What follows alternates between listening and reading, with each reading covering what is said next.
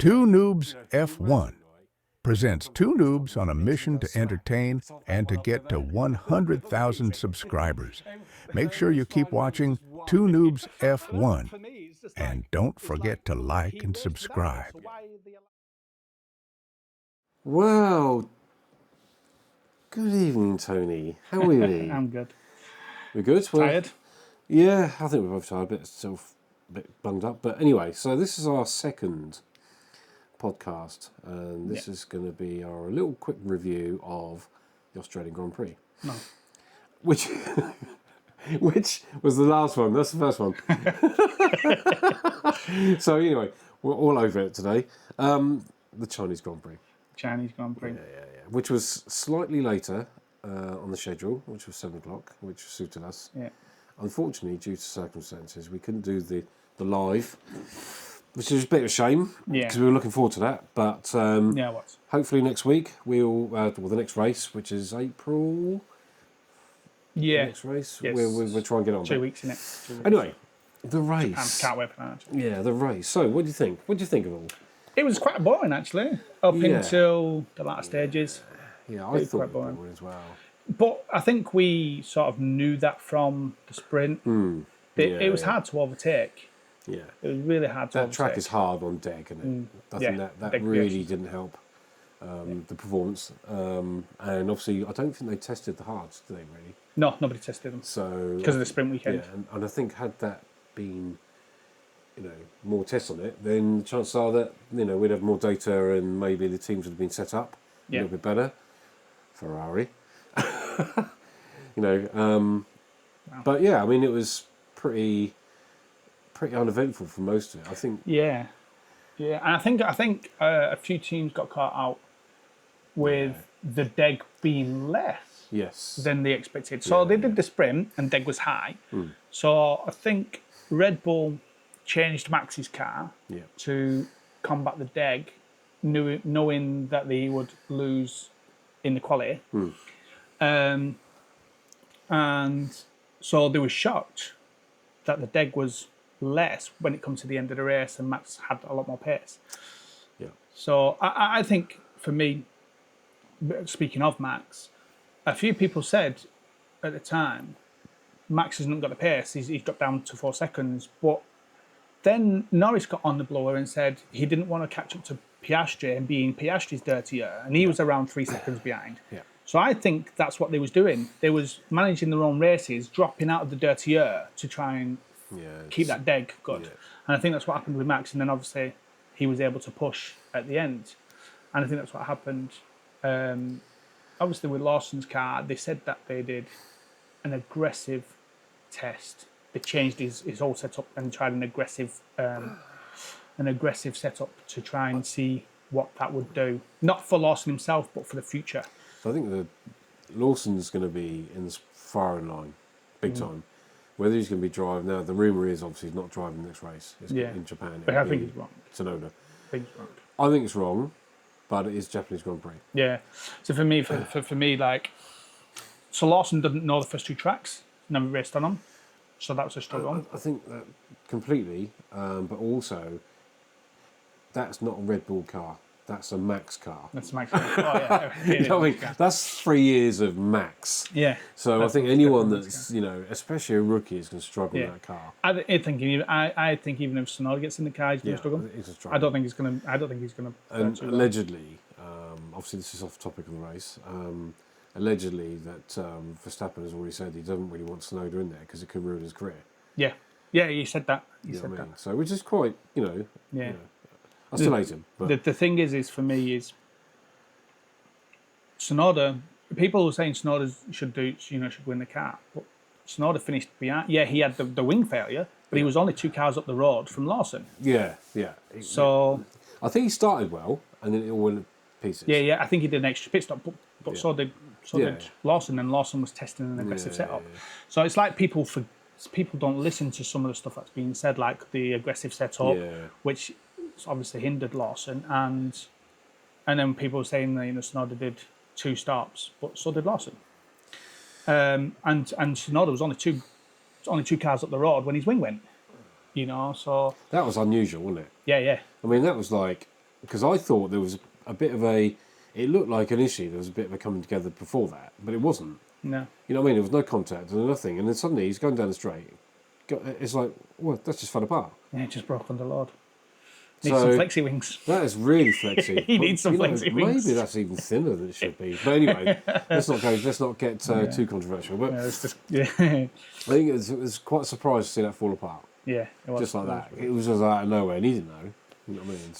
So what do we do? Do we start with sprint? Yeah, we start the sprint. I mean, Ferrari. We've got to give you something good to talk about. Yeah. Ferrari were imperialist. You know, they were good. I mean, it was quite impressive, but it's a shame that they faffed around the car too much and then made it worse. But yeah, the Ferrari looked untouchable on the Saturday. And yeah, really pleased for Lewis Hamilton because that was something he just needed, that injection of confidence. Because I don't think he's been that. He might outwardly portray that he's happy with the car, but I'm not convinced he is. I think he's quite. I don't know if it's because he's saying, look, we need to do this, we need to do that. And then, you know, Ferrari saying, engineers are saying, no, we don't do that, we don't need to do it. We do this way and that way. And, you know, and I'm wondering, sometimes I think there's a bit of conflict between the engineers and him. I think so. He said the setup he had for the race, so they changed the setup for the race after the sprint because for tyre deg reasons. And he said after the race, they tried a setup that Charles had tried in Bahrain, but he hadn't tried it himself. Yeah. And obviously then... That was rubbish. Yeah, he said it was rubbish. And obviously... I think if they'd done nothing to the tyres and the one change was to go on hards, might be a different story. So Lewis wins the sprint. He earns himself a nice 8 points. Yeah. And then gets tucked up in the the race. I think that Ferrari were nowhere.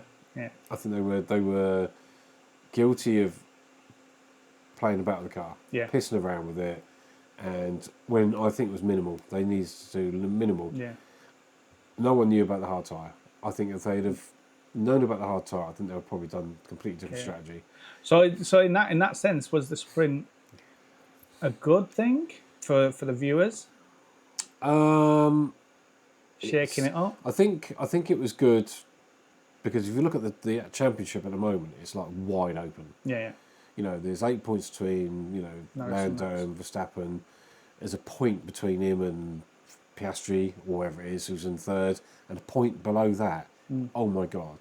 It's crazy. It's going to be crazy, isn't it? That's going to be one season. And it only takes someone to win from outside of that, and you're almost in that pack again. Yeah. So, you know, what we said last year, wasn't it? We wanted something like this to happen, and it's definitely happening. But McLarens do look... They do. King of the cars at the moment. I think a few races will tell. I think Japan's going to be interesting to see. Yeah, because I think that's a high deg. I think also, quite a basic track. I'm not sure what the temperature's going to be like out there. Hopefully it's raining. Yeah. I need it to rain all the way up until Spain when they have to take the flexi wings off. But again, I think it's not the flexi ring that the one that McLaren is sporting is okay, isn't it, or something? Already? No, you mean the Mini DRS? Oh, that's the Mini DRS. Yeah, the Mini DRS got outlawed. In Japan, it goes down again by another 2.5 millimeters or 0.25 millimeters. But come Spain, the front wings. Have you seen them? They're really weird.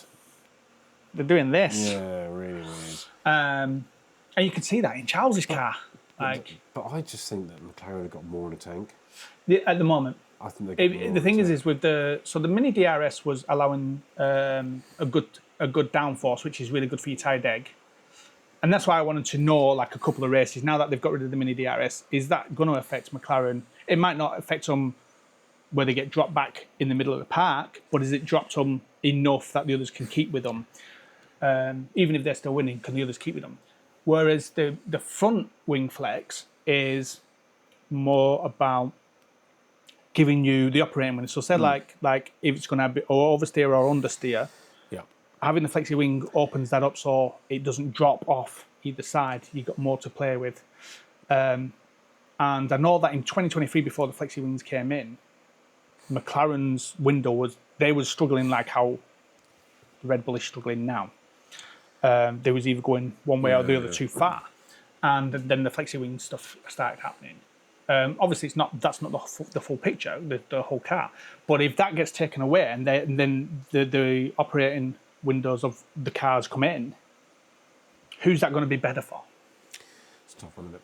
And that helps with a bit with the side egg as well, because you're not understeering and sliding across the road and stuff like that.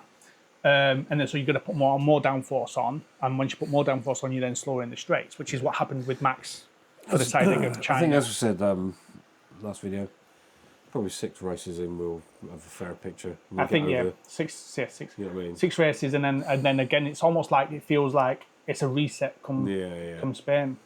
Yeah. And I think for me, being a Max fan, I think for me, he just needs to hang on and just take all these learnings. And the thing is he was saying he's quite upbeat. This is the Max show. He was saying he's quite upbeat about what's happening. He's enjoying the racing. He's enjoying getting out and talking to the engineers and actually going to the engineering meetings and talking about the graphs and what's going on. And the reason is the Newey effect. 100%. Yeah. You know, there's no surprise that Red Bull have dropped off a cliff with Newey left and had nothing to do with the car anymore. Yeah. So now he's got no choice. Yeah. He's got to engage with his team, his engineers, to try and maximise what they've got. But Schumacher did the same, didn't he? Schumacher was pretty much a similar. I don't know if they can. Let's say 6 races in, we'll have a fair picture. Yeah. But at this moment in time, it's McLaren are way ahead in my opinion. You know, it's crazy that they're only Lando's only 8 points ahead. Yeah. It's one race win and him coming second. And he was kind of lucky, I'd say, on that, because if it weren't for that back marker holding up George Russell, he could have been taken. Yeah. You know what I mean? Or he might have taken a gamble. A lot of people, when you say 2 more laps. Oh, 2 more laps. It's a long way. It's a long way, and people say, but it wasn't 2 more laps, was there? But again, 2 more laps. I think in Australia, Max may have taken 2 more laps in China. Yeah. You know, I think with the Australia one, I think he just managed it. I think he had a broken flow. Sorry, he had a broken flow. Did he? A broken flow. That's why he dropped. Wow. So this one obviously had the brake issue. Yeah. You know what I mean? So that one, because obviously in Australia it went off. Yeah. Not great. You know, great for the car at the moment, but that's the thing. That's the thing of that is you might have a rocket ship, but if one thing breaks, like Max when he in Silverstone or 23 when Sainz, I think Sainz was in the lead and I think Tsunoda went flipping, didn't he? Where George Russell hit him. I think Max got a broken bit of something under his floor. And he just dropped like a fly. It's look at Leclerc's car. Debris flying off that from going on, into the back of... faster. To be faster. That's just like, seriously. So here's a contentious question. When someone breaks the car, the wing, they're allowed to replace it at the end, like for the weight. Yeah. But he didn't race with that weight. No. So he was underweight. I know he was underweight in the end, even with the new wing. Yeah. But he raced the whole race. Yeah. He should have been born without that front wing. Yeah. So, can you imagine, right? Everyone comes to the pit stop and the engineer goes smack and kicks off that one off in there. You know what I mean? So everyone's flying around with just one. But that, for me, it's just like, well, he raced without it, so why are they allowed to add it on? That's like Max going, at the beginning of the race, going, right, I've got these weights that are helping, to keep the car away. I'll put them there, and then when I come back in after the race, I'll put them back in. I thought we should come in. Yeah, because he raced raced a race without that weight. So why are they adding that weight back on if he raced the... I know it's probably only... I don't know, 8 ounces, whatever it is. You know what I mean? It's still weight. He's still underweight for the race. Because if it had been happened on the last lap, then you understand it. But it happened. So we're going to do second corner. Just get rid of the rear wings and everything else. Take about 10 kilos off the car. Do you know what I mean? Yeah. Just go around like a bullet. It's just something like when they were saying that they put the wing back on to weight afterwards, and I was like, but he didn't actually race with that weight. He didn't actually race with it. You can understand them with the tyre pickup at the end because they're actually racing with them tyres. Interesting. It's like, well, the whole point is to funnel, the air through, isn't it? Yeah. And over the top and all that sort of shit. Completely ineffective. He was just he was fast still. You know he was still fast. You know what I mean? It was nice to watch Max gain a bit of speed at the end, like, and a bit of confidence. Yeah. I'm hoping they get some really good data from that. I think that, but again, I think the combination of low fuel, less tired egg, and being on hards helped. Yeah, helped him probably more so. I mean, I don't know if he would have caught Russell, because I think Russell was just cruising. He would have caught Lando with his brake problem. One on 2 more laps, maybe. Yeah, honestly, with 2 more laps, there's no way. I think everyone would have caught him up, because he was dropping like a. He was. Yeah. I mean, in 1 minute he was like, was it 7-8 seconds in front of Russell? And next minute he's like nowhere. The 1 second he won by. He finished by 1 I bet second. he was going. But that's the thing. The 2 races they've had, the second place has finished with like almost within a second. Yeah. Close to a second on them. Yeah. Normally they used to like 20, 30 seconds. Yeah, I mean, it's so tight. It's so tight. Yeah, it's going to be good. Yeah. So, obviously, the elephant in the room of the race, Go on. disqualifications. Well, as we said earlier, Ferrari have never been the best strategists in the world. No other team struggled with it. So, no other team got penalised for being underweight. Gasly did. Yeah, but isn't that what's his engine? What is he in? He's an Alpine. Yeah, it's Alpine. What engine's that? Isn't that not Renault? Is it a Renault? Is it definitely a Renault, is it? I think so, yeah. So they took a gamble, because the other drivers didn't. So I would say that they messed around the car. They tinkered with the car, and they should just stick to the basics. Should have just left it, yeah. It won the sprint. It won the sprint, yeah. I have no idea. And I think this is where, when you listen to sort of Hamilton, you get that tone of like, it should never be like that. Yeah. You know what I mean? The thing is you see it a lot. You see it a lot. Like, they'll be doing really well, and then they'll tinker with it in the evening or whatever. And then he just drops again. Yeah. Now Max and the Red Bull do that, but that's generally when they've done crap. Yeah, because they got nothing to lose. In second quality, yeah, they got nothing to lose. So I think they really screwed up Hamilton's race. Yeah. With that, I think that I'm not saying that he would have got the podium or something like that, but I think that the whole, how can you go wrong with that? From a car that basically pissed the sprint to a car that was nowhere, and then obviously just went horribly wrong. Yeah, and disqualified. For that, crazy. It's definitely kicked up the championship, because if Ferrari are on the ball, they're on the back foot already now, and that's going to be good for, say, midfields. Like I do talk about Max a lot because I'm a Max fan, and that's when I look at things. That's what I'm looking at.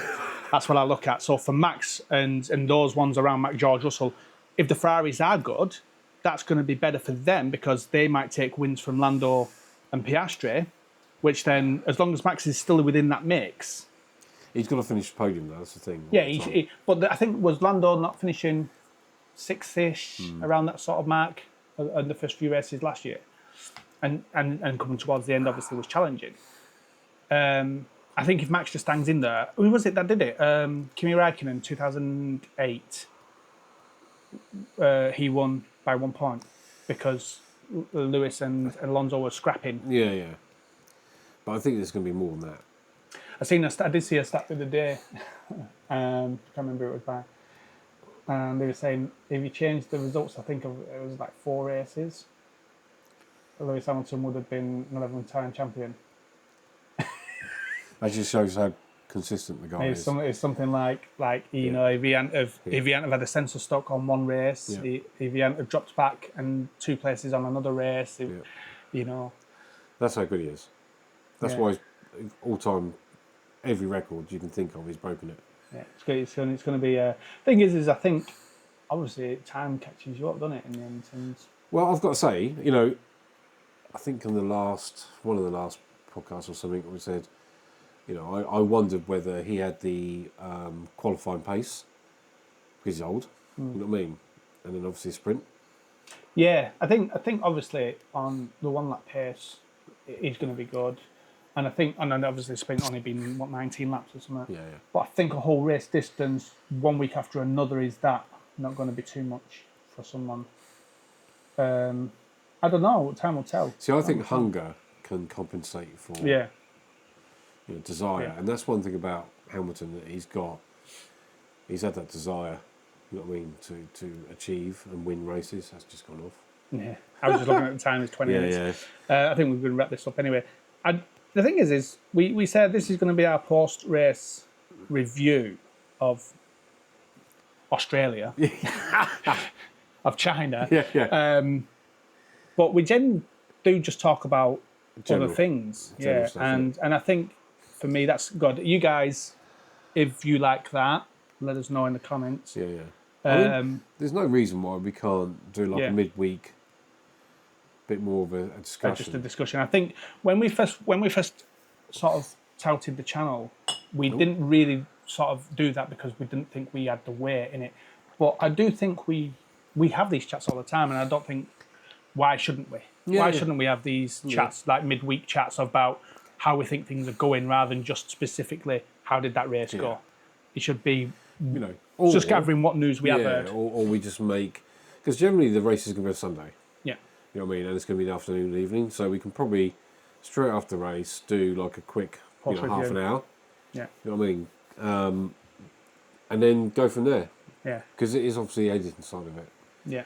You know what I mean? Cutting it and getting that sort of stuff right. I think I can probably help with some of that. I can definitely help with some of that. Yeah. So guys, let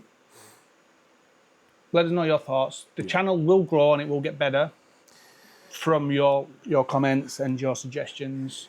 Angles, do you like this angle? Do you like this angle? Also, obviously, we've improved the quality. We've stepped up to 4K. Yeah. From quite muddy 720p, I think that was 720p. That's definitely not 1080p.